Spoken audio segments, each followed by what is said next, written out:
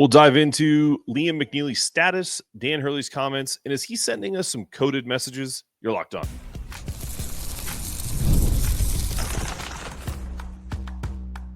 You are Locked On UConn, your daily podcast on the UConn Huskies, part of the Locked On Podcast Network, your team every day. Thanks for making Locked On UConn your first listen every day. We are free and available wherever you get your podcasts and on YouTube, part of the Locked On Podcast Network, your team every day. Before we dive into today's show, just want to say we took a moment to say how thankful we are for all of you. We appreciate all of your support. YouTube numbers are great. Audio numbers are awesome. We're proud that you guys are subscribing, listening, following, but we would love to have more. So we're also proud to say we're the only daily podcast covering UConn men's and women's basketball, the hoops capital of the world. And we're thrilled to bring you the coverage you deserve. So to show that gratitude, we're giving back. We're donating 10% of our revenue to Husky Ticket Project, sending kids to UConn games. We're sending kids to tonight's game against DePaul. We're super excited about that. Just got an email from Kevin Solomon. Super Bowl 59 is here. There's no better way to make every play more exciting than with FanDuel, America's #1 sportsbook. The new customer, and you can bet just $5, and if you win, you'll score $200 in bonus bets. Download the app, head to FanDuel.com to get started. Okay, guys, so tonight's game is an interesting one. DePaul is scrappy. As Dan covered in his press conference, they were on. They had DePaul at home, and they were in position to steal that game. Enright, Chris Holtman, just that entire group has really kind of changed the culture of DePaul basketball. But in my opinion, even though Dan said that Liam is doing more and we'll see what happens, Liam McNeeley is likely out for DePaul. Yesterday, I thought he'd probably play, but then after listening to the press conference and even just going over it again this morning, I love to listen to Dan's press conferences because he always will give you the answer without actually saying it.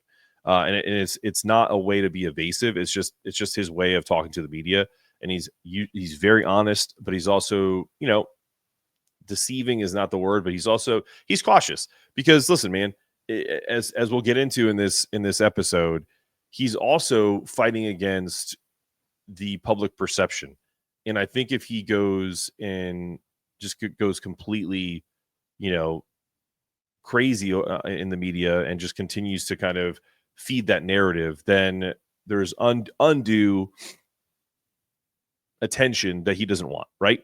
But back to the players. I believe a question was asked if Liam needs to be like a savior when he comes back, either whether it's tonight or against Marquette.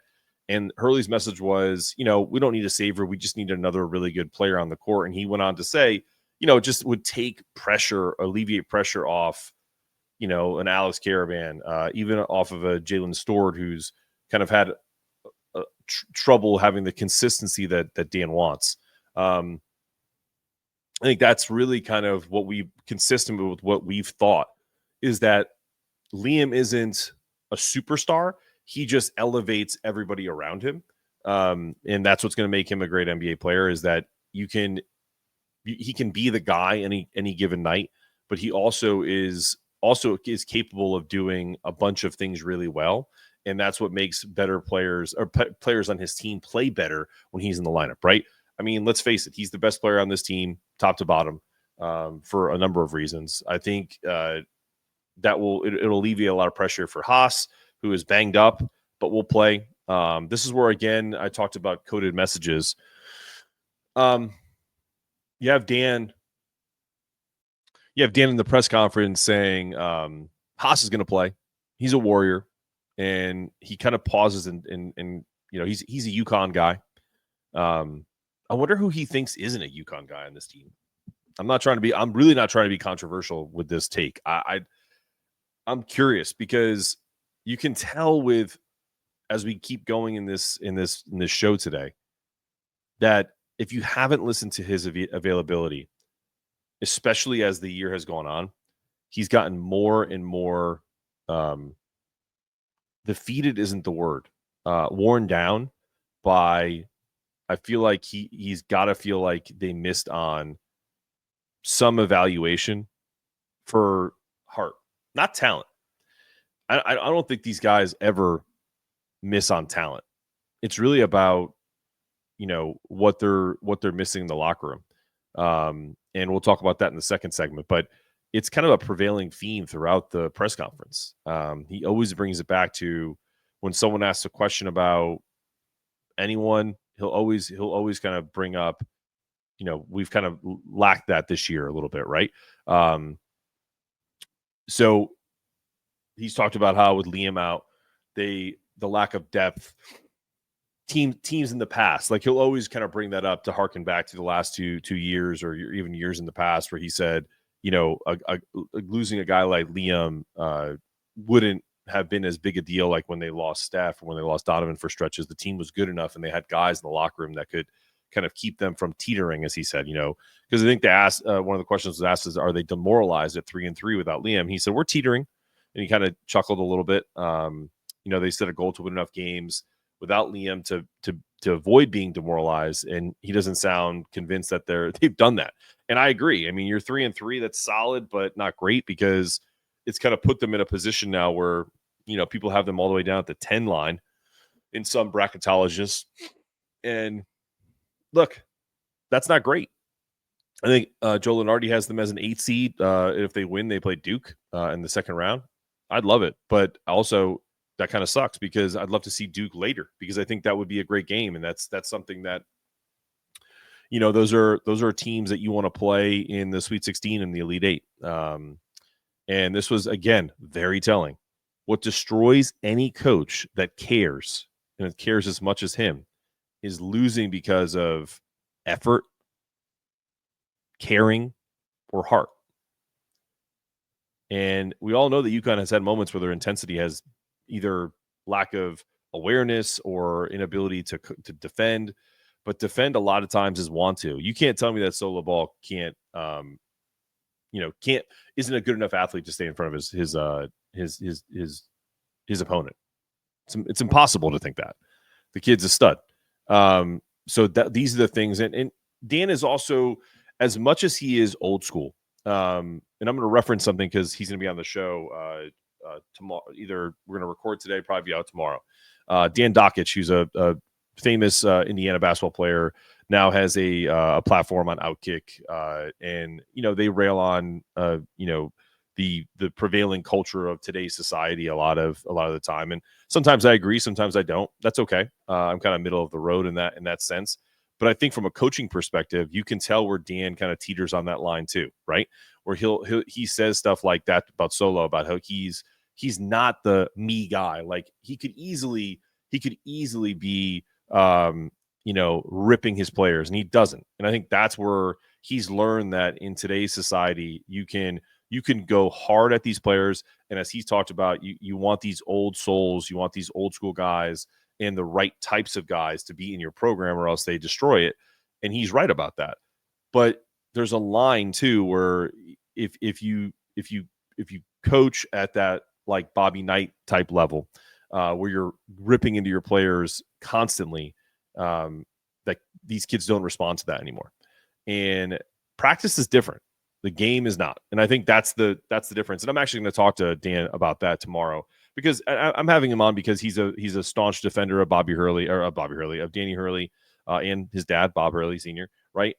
Loves the family, knows Dan. I want to bring in people that are allies to Dan Hurley. And also I've invited guys like Jeff Goodman, who has made it pretty clear that he's becoming an enemy to UConn fans and myself and others. So, those people are welcome too, but I'm always going to lean towards the positive people that are going to lift our people up. The only thing I didn't agree with Dan Dockich when he was talking about Hurley the other day is he was like, I hope he comes to Indiana. I hope he doesn't, Dan. But that's the prevailing theme I'm seeing in these press conferences. But as we'll continue in this, the future is bright, and he sends kind of a message again to his team when talking about his 3 McDonald's All-Americans and his wild card, Jacob Furphy, coming up after the break.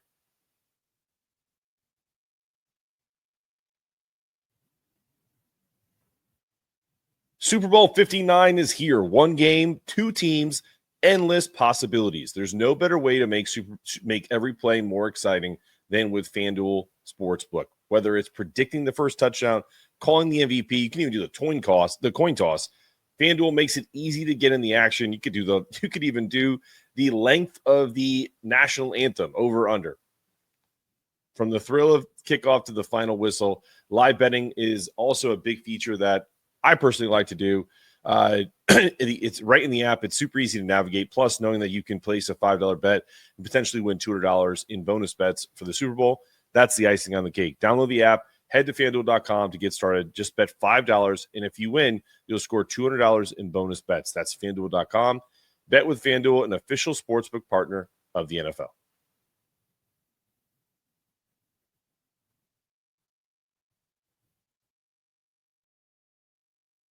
All right, back on Locked On UConn. Talking Dan Hurley's media availability, the game tonight. We will be doing a live reaction show, so if that's something you love, look forward to, we will definitely be doing that. We'll have Dan Meehan of Exit 68 with us, as always. Probably some surprise guests. Maybe we'll get a Joey Bailbon's appearance. Bernie, of course. I think Andrew Arndt from How About Them Huskies is going to join us as well. So looking forward to all of that. But the future is bright, boys and girls. This recruiting class is the best recruiting class that UConn's ever had. Most McDonald's All-Americans they've ever had, with 3. Dan, again, this is also about the future, but it's also about the message that Dan was talking about. He said, he wanted to they needed to replenish high-end talent that they've lost.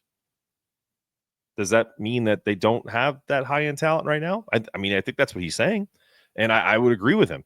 I think he thinks the talent is there, but I don't think he thinks that the culture, the mentality of this team is the same as teams of the past, and that's more concerning for him and for me as a fan and as someone that covers this sport than getting a bunch of guys who are just really talented, because we've always talked about at UConn how it's never about how many McDonald's All-Americans we have, even though it's awesome. It's a cool thing for the program to say that they have 3 and tie it with Duke, and they're the second or third ranked class coming in. Those numbers don't win championships. We don't want to win recruiting championships. We want to win titles.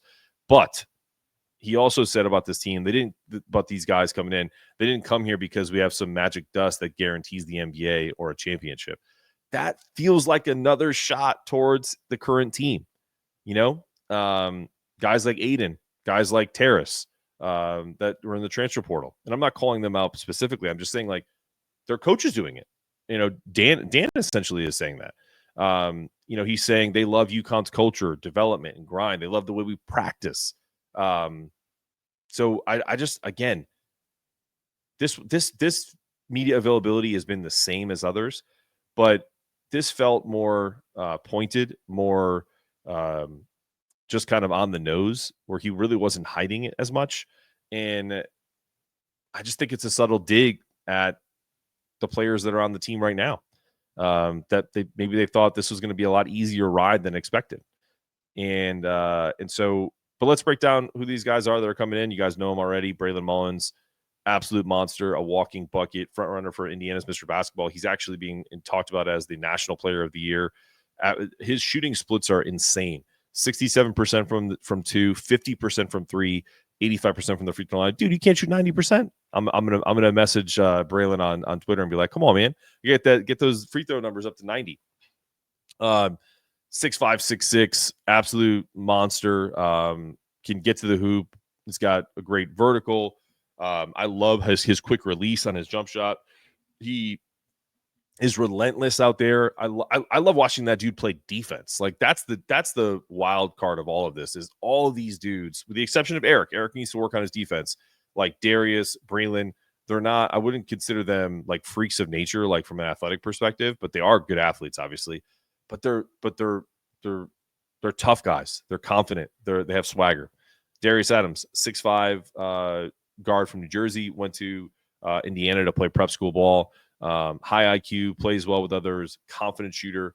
Will need to add some muscle. When we were talking with Adam Finkelstein of 247 Sports, he was talking about how he feels like Darius is more of a multi-year player that's going to like sit and learn, but could definitely compete for minutes. So it'll all depend on obviously how hard Danny and the folks hit the transfer portal and who stays, who goes, all of that.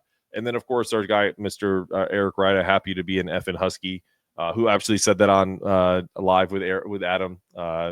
That made me laugh that Adam was like, "Oh God, I hope he doesn't get me in trouble." Same thing with me. I hope when I swear, I don't get in trouble, or if people on the show swear that they don't get me in trouble. But Eric's a prototypical big of today. Stretch 5, stretch 4, ball handling, can shoot the 3. Great in pick and roll situations, in mid ball screens, in horn sets. People are railing on, when Haas gives the ball to Samson 20 feet out. If you do that next year to Eric and they don't guard him, he'll just turn around and bust a 3 in your eye. So I think that's the biggest issue right now with one of the big positives of Eric Ryba. He's very skilled offensively, but got to put on some muscle, got to put on that beef that can handle the Big East rigors of next year. And then this is another one of those, again, a message inside of a message. I believe it was Dave Borges who said, "Oh, poor Jacob Furphy, not getting the same love." And Hurley was like, "Yeah, but if he's tough, he's competitive, he's already big for a guard." He was like, he said, "This is where I feel like he loves this kid." I mean, I think he loves them all, but specifically to Jacob, he said he'd be flirting for playing time on the court this year, like right now, like on this squad. So, Hurley's quote, his spirit, his competitiveness are what we've lost a little bit in this locker room, and he's going to bring that back. That's wild to me. Like, I love Dan. I'm a huge Dan defender, and you guys all know that. The translation is UConn needs a guy with his fire, and I wish he was playing tonight. But unfortunately, we're going to see if these guys can again rise to the occasion, because it's not about like yelling and screaming on the court when you hit a shot. I've seen Solo do that. Alex is getting more demonstrative. Terrace, it's the constant. It's living it. You can't. I don't. I'm not calling anyone a fraud, but you can't be fraudulent when it comes to personality, right? I am who I am. I'm completely fiery. Do I get out of pocket sometimes? Absolutely. I apologize if I do it, but I live an authentic life. I have a personality, but I'm also knowledgeable about a sport. And sometimes I let the emotion of the moment get the best of me, but you can channel that in a very positive way. And I feel like I do on an everyday basis. And that's what this team needs. They need consistent fire. They don't need guys that are just kind of like, all right, I had a good game, so now I'm going to be excited.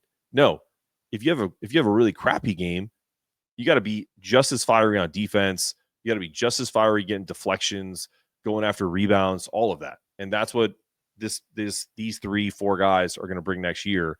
And I think Dan is like salivating because he wants it now. So he loves this recruiting class. But let's shift back to the present. What's his mindset right now? How is he handling the pressure, the media narratives, and this inconsistency this season? And I think he had some really strong words about that. And we're going to talk about that coming up after the break. All right, you're back on Locked On UConn. Here, third segment of the program, talked about Liam McNeeley's status, less than 50%. Just don't plan on him playing, guys, tonight. Looks like Marquette will be the day. I mean, he is practicing, so I guess we'll see how he feels after practice, and how he wakes up this morning today, and we'll figure out the rest. Excited about the future. I feel like Dan is really kind of using his media availability to again try to light a fire under his team. That, hey, if you want to be here, if you want to keep us where we've been before these replenishment of NBA talent comes in, it's now or never, right? Do or die time. He has admitted in the past that he wants to coach with more joy and patience. He said he thinks he's in a decent place with all that. And I think the the context of that is really important, because he qualified it and said, I always feel good because it just depends on how they're losing games. So if they're in this 3-3 stretch with Liam, do they lose because of effort? Do they lose because they didn't have enough talent, or because the other team is just better? Is it about the other team fighting harder than them, and an effort issue? So that to me is really telling, because you can't feel good about coaching with patience and joy if your team is not giving you what you believe is 100% effort, or attention to detail, and all of the things that make Dan Hurley's program great. So again, another kind of coded message there of I would like to coach with more joy and patience, because he said it's more fun when you're dominating, and I agree with that. It's more fun for the fans when UConn's dominating, that's for sure. And I would imagine the coaching staff too. But yeah, I think this is another kind of not a shot, but a challenge. He said he loved what Aidan did against Xavier. I think he's frustrated with the lack of consistency from Aidan, because he's always said where our season goes, it's tied to Aidan, and that's I think that was a really telling quote today from Dan. You always get the truth from him, even if it's hid behind a coded message, or a subtext, if you will, right? He said UConn needs him to be a creator, someone who can generate offense off script like he did against Xavier. But hopefully we see some more of that against DePaul, and it bleeds into Xavier, because it bleeds into Marquette, because he's shown, like, initially people were like, oh, this dude can't get by anyone. He's not when he plays against bigger defenders. I mean, I even showed a clip of him against Andre Jackson in the NCAA tournament, and how he hesied him and went to the hole and made a nice lefty layup on him. So that's Andre Jackson, guys. The guy who's going to be in the slam dunk contest, the guy who's playing almost at an all NBA defensive level. So Aidan's got that ability. It's just, I don't know what it's been this year. I couldn't pinpoint it. He didn't forget how to play basketball. And so to me, that's been the biggest issue this year, is not having that guy that can go get you a bucket. Liam's had to be that guy. And obviously when he got hurt, then we're in this situation. So they need him to do that. He talked about Jalen Stewart, played great against Villanova, and Creighton needs more consistency. I think that's been the story of his career. We're all waiting for that breakout week, month, not game.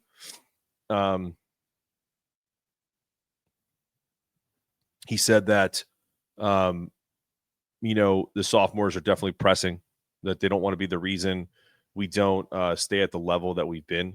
And so that's obviously a concern, because I hate to hear a coach say that we're pressing.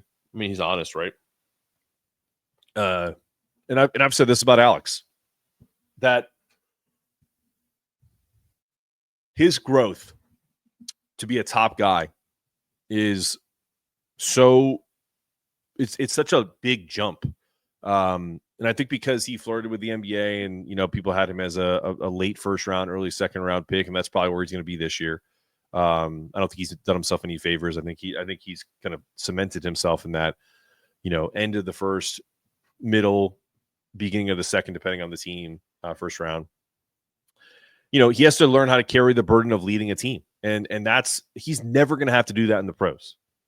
So I think that's the difference. And I would have, if I was in that press conference, I would have asked Dan about that and said it's true, and it's got to be difficult for Alex. But do you think a part of him also knows that he's probably never going to have to carry the burden of leading a team at the next level from a scoring or a rebounding perspective, that he's always going to be, the consummate professional? And I think that's something that is difficult, because you are who you are. Solo ball is a shooter, and he's a bucket. Alex Caravan is the consummate role player. Liam McNeeley is kind of I can be a Swiss Army knife. I can be your leading scorer. I can be your leading rebounder. I can try to defend the top guy. these are, Haas is has transitioned himself into one of the better point guards in the Big East, but he's playing like a ton of minutes. He's not a creator. He's a warrior. Like, he is who he is. He's a great on-ball defender. So those are things that I think would be interesting to hear Dan talk about in the future. And but then when it comes to like handling the media and the critics, he said, I take my advice from my mentors. And I thought this was really great because he said the people who watch my games, he said it 3 times, that have the context of the situation and don't just take the stupid Twitter video or whatever and run with it. Everyone can have an opinion. Doesn't mean that we have to like it. You may not like my opinion. You may not like my show, whatever. But I have no problem calling out other analysts who don't actually, study the game, don't study UConn, who don't actually watch the games, but just saw a clip and are like, oh, Dan Hurley's at it again. But yeah, I mean, he talked about his wife, Andrea, gives him advice despite not knowing any basketball. Also talked about tonight, special night for them as a family. It's Cancer Awareness Night. People wearing those buttons. He's got his father-in-law Ken on his lapel tonight, and he said, "I hope just tonight is a night we celebrate him and those we've lost. Is just an incredibly meaningful night. So if you're going tonight, that's going to be a really emotional situation. I'm sure that there's plenty of people who have lost loved ones to cancer." Terrible disease. Hope we can bring some awareness to that tonight and just try to keep doing what we can to eradicate the awfulness that is cancer and everything that goes with it. So there's some bigger things in basketball, right? Last thing on tonight, this has got to be a urgency win. Any game we win right now is a huge win. They need to take care of business. It's the bottom line. They just need to win this game. I have no other insight other than UConn should win this game by double digits, but I don't care if they won by 1 or by 100. They need to win. They need to keep on that winning path. Get the W. If they were to somehow lose this game to DePaul, there's a really good chance that they'll end up being on the bubble with really tough games coming up to try to secure an NCAA tournament spot. So if they win tonight, it kind of sets them up for a bigger game against Marquette that can go either way. This is on the road. And then, of course, the game that I'm coming up to, St. John's on the 7th, followed by a Villanova game on the 18th. I'll also be there. And then another game at home against Marquette. So there's a tough stretch. But if they can get this win against DePaul tonight to kind of stabilize, get Liam back in the mix against Marquette, then I think they make a run here down the stretch. But I'm not counting on it. I said I think. So it's all TBD. So this has been another episode of Locked On UConn. I'm your host, Mark Zanetto, asking you to stay locked in, stay connected, make sure those toughness meters are always rising. And as always, go Huskies. Go Huskies.